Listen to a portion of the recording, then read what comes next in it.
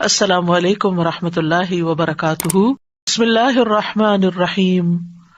رب اشرح لی صدری ویسر لی امری واحلل عقدۃ من لسانی یفقہوا قولی۔ نماز تہجد یہ بھی بڑا قیمتی وقت ہوتا ہے۔ تہجد کا معنی قرطبی رحمہ اللہ نے اللہ تعالیٰ کے اس قول کی تفسیر میں کہا، وَمِنَ اللَّيْلِ فَتَهَجَّدْ بِهِ نَافِلَةً لَكَ عَسَىٰ أَن يَبْعَثَكَ رَبُّكَ مَقَامًا مَحْمُودًا، اور رات کے کچھ حصے میں پھر اس کے ساتھ بیدار رہو، اس حال میں کہ تمہارے لیے یہ زائد ہے، نافل ہے، ایکسٹرا نماز ہے آپ کے لیے، قریب ہے کہ تمہارا رب تمہیں مقام محمود پر کھڑا کرے۔ تو بلند مقام پانے کے لیے پھر زیادہ سجدوں کی ضرورت ہے۔ التہجد الحجود سے مشتق ہے، حجود مصدر ہے اس کا۔ یہ ان کلمات میں سے ہے جن کے متضاد معنی ہوتے ہیں، جیسے اشترا کا معنی خریدا اور بیچا دونوں ہوتے ہیں نا، تو حجود کا معنی بھی حجدا یعنی وہ سویا رہا، اور حجدا یعنی وہ جاگتا رہا، دونوں معنی آتے ہیں۔ حجدا کا معنی سویا اور جاگا دونوں ہیں، یہ متضاد معنی دیتا ہے، اور یہ خصوصیت عربی میں ہی ہے۔ تو تہجد سے کیا مراد ہے؟ جہاں تک تہجد کی بات ہے تو یہ خاص طور پر رات کی نماز کو کہا جاتا ہے۔ بعض لوگوں نے اس کی قید یہ بیان کی ہے کہ رات کو سو جانے کے بعد دوبارہ اٹھ کر نماز ادا کرنا تہجد کہلاتا ہے۔ یعنی حجدا کا معنی سویا اور حجدا معنی جاگا، یعنی سو کے جاگ کر جو نماز پڑھی جاتی ہے وہ تہجد کہلاتی ہے۔ ٹھیک۔ قیام اللیل، اب ایک ہے قیام اللیل اور ایک ہے تہجد اور ایک ہے تراویح۔ قیام اللیل کا معنی کیا ہے؟ رات کے کچھ حصے کو نماز اور قرآن کی تلاوت اور اللہ کے ذکر میں گزارنا چاہیے، چاہے وہ ایک گھڑی ہی کیوں نہ ہو، 5 منٹ کیوں نہ ہو، 2 نفل کیوں نہ ہو، اور اس طرح کی کچھ اور عبادات میں وقت گزارنا قیام اللیل کہلاتا ہے۔ اس میں یہ شرط نہیں کہ وہ رات کا اکثر حصہ اسی طرح گزارے۔ یاد رکھیے یہ بڑی خوشخبری ہے، جو لوگ تھوڑی دیر بھی اسپیئر کر سکتے ہیں، اور آج کل ماشاءاللہ یہاں کی راتیں ہی راتیں ہیں، تو اس میں یعنی کہ اتنی دیر سے جب فجر ہو رہی ہو تو اس سے پہلے کسی بھی وقت آدھا گھنٹہ پہلے بھی اگر انسان اٹھ جاتا ہے تو اس چیز کو کر سکتا ہے۔ مراق الفلاح میں آیا قیام اللیل کا معنی رات کا بڑا حصہ اللہ کی اطاعت میں مشغول ہو کے گزارنا، یعنی یہ بھی رائے ہے، اور کہا جاتا ہے کہ ایک گھڑی وہ قرآن پڑھے یا تسبیح سنے یا تسبیح کرے یا نبی صلی اللہ علیہ وسلم پر درود بھیجے۔ کچھ لوگ ایسے ہوتے ہیں کہ ان کو صبح جلدی کام پہ جانا ہوتا ہے، ان کے پاس وقت نہیں ہوتا، تو کام پہ جاتے ہوئے بھی راستے میں خوب اللہ کا ذکر کرتے جائیں، تلاوت کرتے جائیں یا سنتے جائیں، ٹھیک ہے، تو وہ اس سعادت کو پا لیں گے جو رات کے وقت اللہ کی عبادت کی ہے۔ قیام اللیل کے معنی میں عمومیت ہے، یعنی کھڑا ہونا ہی مراد نہیں ہے بلکہ رات کو جاگ کے عبادت کرنا ہے۔ قیام اللیل تہجد کے معنی کی نسبت زیادہ عام اور شامل ہے، یعنی اس میں سب کچھ شامل ہے، قیام اللیل میں سب کچھ شامل ہے۔ اس میں وہ نماز بھی شامل ہے جو نیند سے پہلے کی اور جو سو کر اٹھنے کے بعد ادا کی جائے، یعنی قیام اللیل میں ضروری نہیں کہ آپ سو کے اٹھیں تو ہی آپ قیام اللیل کر سکتے ہیں۔ رمضان میں جو آپ سوئے بغیر تراویح پڑھتے ہیں وہ بھی قیام اللیل ہی ہوتا ہے، لیکن ہم عام طور پر قیام اللیل کس کو سمجھتے ہیں؟ وہ آخری حصے میں جو نماز رات مسجد میں رک کے پڑھتے ہیں وہ قیام اللیل ہوتا ہے۔ جبکہ تہجد کی نماز کے ساتھ خاص ہے، اس کے بارے میں 2 قول ہیں۔ پہلا قول، رات کی مطلق نماز کو تہجد کہا جاتا ہے، اکثر فقہا کا یہ خیال ہے، یعنی رات کے کسی حصے میں بھی پڑھ لیں، عشاء کے بعد چند نفل اور پڑھ لیں، درمیان میں پڑھ لیں، جو لوگ رات بھر جاگتے رہتے ہیں وہ سونے سے پہلے پڑھ لیں یا سو کے اٹھ کے پڑھ لیں، سب تہجد ہی کہلائے گا۔ دوسرا قول یہ کہ کچھ دیر سونے کے بعد اٹھنا جو ہے وہ تہجد کہلاتا ہے، یعنی معنی میں اختلاف ہے، لیکن اصل بات تو ایک ہی ہے نا، اور وہ کیا ہے؟ رات کی نماز۔ ٹھیک ہے، قیام اللیل کیا ہے؟ رات کی نماز، تسبیح، قرآن کا پڑھنا۔ تہجد، قیام اللیل، تراویح میں فرق، یہ تو اتنا ایشو رہتا ہے کچھ نہ پوچھے۔ ابن باز رحمہ اللہ سے پوچھا گیا کہ نماز تراویح، قیام اللیل اور تہجد میں کیا فرق ہے، آپ ہمیں فتویٰ دیں، اللہ آپ کو اجر دے۔ تو انہوں نے جواب دیا کہ رات کی نماز کو تہجد بھی کہا جاتا ہے اور قیام اللیل بھی کہا جاتا ہے۔ کیا کہا؟ رات کی نماز کو تہجد بھی کہا جاتا ہے اور قیام اللیل بھی کہا جاتا ہے۔ جہاں تک تراویح کا تعلق ہے تو علماء کے نزدیک یہ رمضان کی راتوں کے اول حصے میں کیے جانے والے قیام اللیل پر بولا جاتا ہے. عشاء کے بعد جو پڑھتے ہیں اس کو تراویح کہتے ہیں. اس کے ساتھ ساتھ اس بات کا بھی خیال رکھا جاتا ہے کہ یہ نماز ہلکی پڑھائی جائے اور لمبی نہ کی جائے، یعنی یہ تراویح کی خاص خصوصیت ہے. اور اس کو تہجد کا نام دینا بھی جائز ہے، اس کو قیام اللیل کا نام بھی دیا جا سکتا ہے، اس میں کوئی حرج کی بات نہیں. یعنی بیسیکلی جس وقت جو بھی پڑھے رات کو جو عبادت کریں گے وہ قیام اللیل بھی کہلاتی ہے، وہ تہجد بھی کہلاتی ہے، اور تراویح بھی، خصوصاً اول رات میں تراویح ہوتی ہے. تراویح رمضان کے لیے اسپیسیفک ہے. اچھا، یہ تراویح بھی لفظ جو ہے نا بعد کی پیداوار ہے. نبی صلی اللہ علیہ وسلم کے زمانے میں کوئی تراویح نہیں تھی، قیام اللیل ہی تھا. یہ ہے قیام اللیل، قم اللیل. نبی صلی اللہ علیہ وسلم کو خطاب ہے، اے کپڑے میں لپٹنے والے، رات کو قیام کرو مگر تھوڑا. آدھی رات قیام کرو یا اس سے تھوڑا سا کم کر لو یا اس سے زیادہ کر لو، اور قرآن کو خوب ٹھہر ٹھہر کر پڑھو، ٹھہر ٹھہر کر پڑھنا، جلدی نہیں.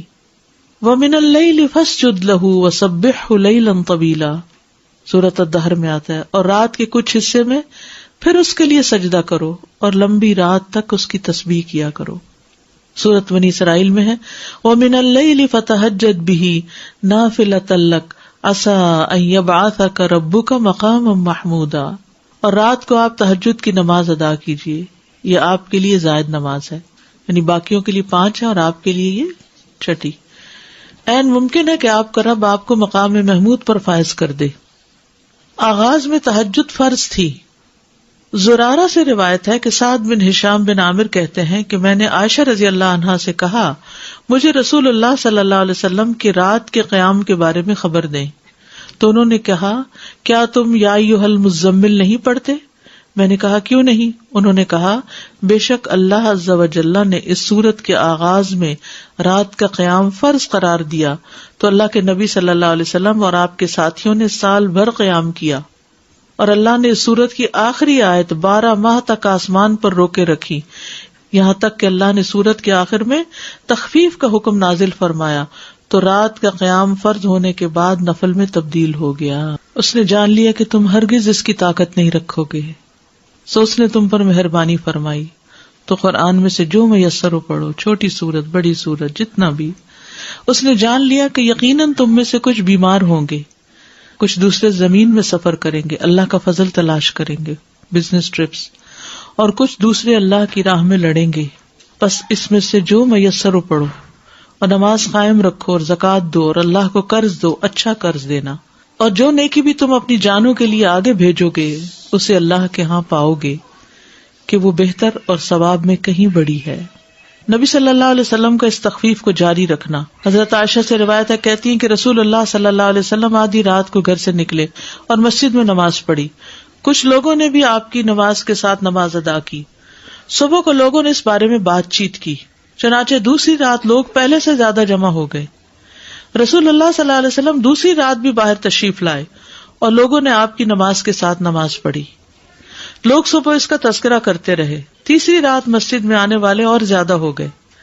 آپ باہر تشریف لائے اور لوگوں نے آپ کی نماز کے ساتھ نماز پڑھی. جب چوتھی رات ہوئی تو مسجد نمازیوں کے لیے تنگ ہو گئی اور رسول اللہ صلی اللہ علیہ وسلم نکل کر ان کے پاس تشریف نہ لائے. تو ان میں سے کچھ لوگوں نے نماز نماز پکارنا شروع کر دیا، لیکن رسول اللہ صلی اللہ علیہ وسلم باہر ان کے پاس تشریف نہ لائے حتیٰ کہ آپ فجر کی نماز کے لیے تشریف لائے. پھر جب فجر کی نماز پوری کر لی تو لوگوں کی طرف متوجہ ہوئے، پھر شہادتین پڑھ کر فرمائے، یعنی خطبہ دیا، اما بعد، آج رات تمہارا حال مجھ سے مخفی نہ تھا، یعنی مجھے پتا تھا تم انتظار کر رہے ہو، لیکن مجھے ڈر ہوا کہ رات کی نماز تم پر فرض نہ کر دی جائے، پھر تم اس کی ادائیگی سے عاجز آ جاؤ، تو اس لیے میں نہیں نکلا. کتنا خیال تھا کہ امت مشقت میں نہ پڑے، ورنہ اس وقت کے لوگوں کی تو ہمتیں اور تھی، شوق میں وہ پڑھ لیتے اور پھر ہم سب پر بھی ایک ذمہ داری عائد ہو جاتی.